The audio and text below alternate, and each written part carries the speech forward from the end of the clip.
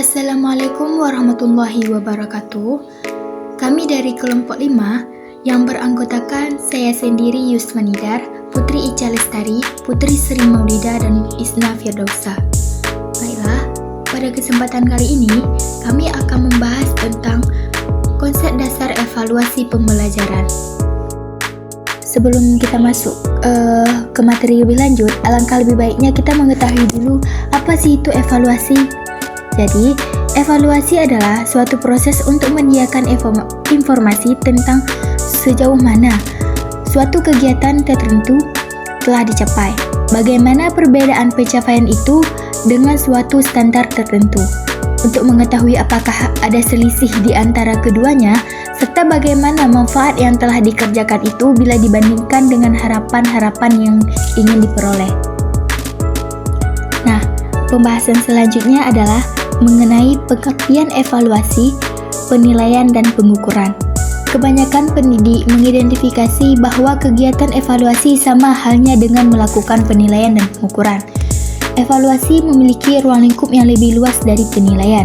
Jika yang ingin dinilai adalah sistem pembelajaran, maka ruang lingkup yang dinilai adalah seluruh komponen dalam pembelajaran yang disebut evaluasi. Namun, jika yang ingin dinilai adalah kegiatan atau komponen pembelajaran seperti hasil belajar disebut penilaian. Nah, selanjutnya yang pertama ada evaluasi. Evaluasi adalah penilaian dan penafsiran. Evaluasi merupakan proses menggambar, memperoleh, dan juga menyajikan informasi yang berguna untuk merumuskan alternatif keputusan. Yang kedua, ada penilaian atau asesmen.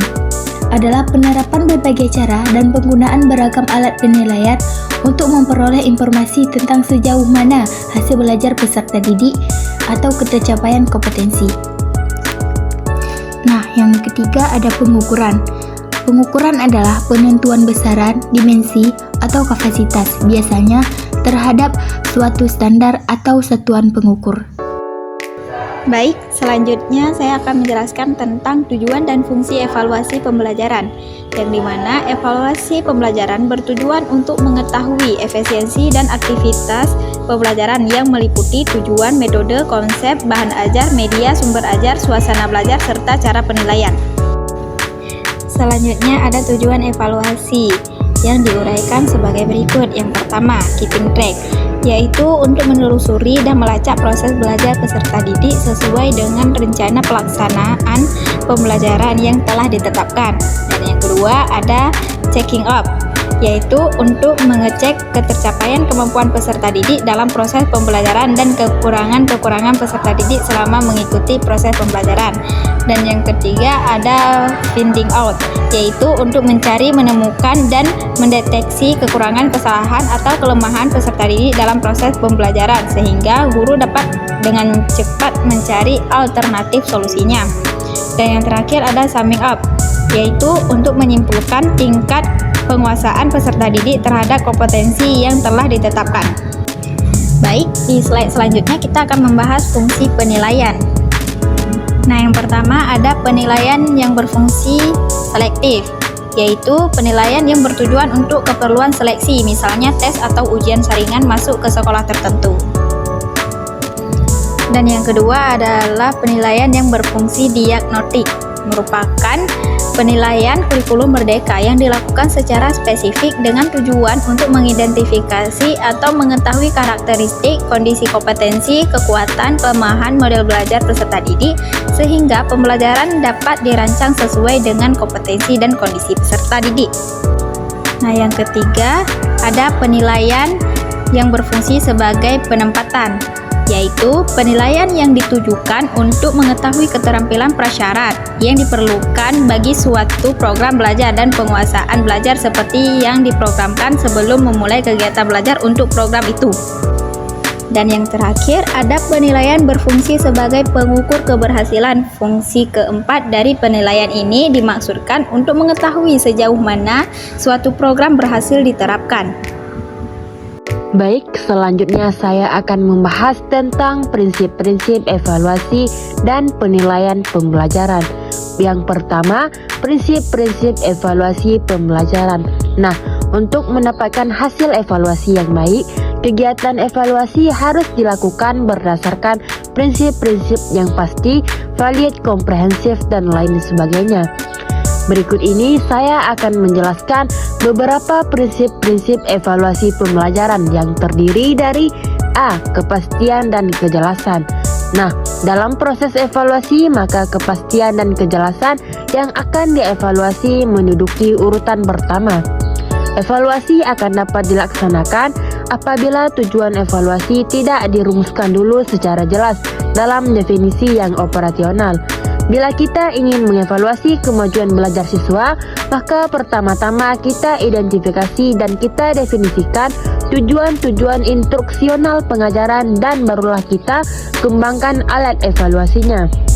Dengan demikian, keberhasilan evaluasi lebih banyak ditentukan kepada kemampuan guru dalam mendefinisikan dengan jelas aspek-aspek individual ke dalam proses pendidikan. Selanjutnya adalah B. Teknik evaluasi. Nah, teknik evaluasi yang dipilih sesuai dengan tujuan evaluasi. Hendaklah diingat bahwa tidak ada teknik evaluasi yang cocok untuk semua keperluan dalam pendidikan. Tiap-tiap tujuan yang ingin dicapai dikembangkan teknik evaluasi tersendiri yang cocok dengan tujuan tersebut. Kecocokan antara tujuan evaluasi dan teknik yang digunakan perlu dijadikan pertimbangan utama. Kemudian C. Komprehensif. Evaluasi yang komprehensif memerlukan teknik bervariasi, yaitu teknik evaluasi tunggal yang mampu mengukur tingkat kemampuan siswa dalam belajar, meskipun hanya dalam satu pertemuan jam pelajaran. Sebab dalam kenyataannya tiap-tiap teknik evaluasi mempunyai keterbatasan-keterbatasan tersendiri. Nah, berikutnya adalah D. Kesadaran adanya kesalahan pengukuran, yang dimana evaluator harus menyadari keterbatasan dan kelemahan dalam teknik evaluasi yang digunakan. Atas dasar kesadaran ini, maka dituntut untuk lebih hati-hati dalam kebijakan-kebijakan yang diambil setelah melaksanakan evaluasi. Evaluator menyadari bahwa dalam pengukuran yang dilaksanakan hanya mengukur sebagian saja dari suatu kompleksitas yang seharusnya diukur. Lagi pula, pengukuran dilakukan hanya pada saat tertentu saja. Evaluasi adalah alat bukan tujuan. Nah, evaluator menyadari sepenuhnya bahwa tiap-tiap teknik evaluasi digunakan sesuai dengan tujuan evaluasi. Hasil evaluasi yang diperoleh tanpa tujuan tertentu akan membuang waktu dan uang, bahkan merugikan peserta didik. Maka, dari itu yang perlu dirumuskan lebih dahulu ialah tujuan evaluasi. Baru dari tujuan ini dikembangkan teknik yang akan digunakan dan selanjutnya disusun tes sebagai alat evaluasi. Jangan sampai terbalik, sebab tanpa diketahui tujuan evaluasi, data yang diperoleh akan sia-sia. Nah, yang kedua adalah prinsip-prinsip penilaian pembelajaran yang terdiri dari A. Berorientasi kepada pencapaian kompetensi, yang berarti penilaian mencakup semua aspek kompetensi dengan menggunakan berbagai teknik yang sesuai untuk memantau perkembangan kemampuan peserta didik. Yang B adalah valid. Penilaian valid berarti menilai apa yang seharusnya dinilai dengan menggunakan alat yang sesuai untuk mengukur kompetensi, sehingga penilaian tersebut menghasilkan informasi yang akurat tentang aktivitas belajar.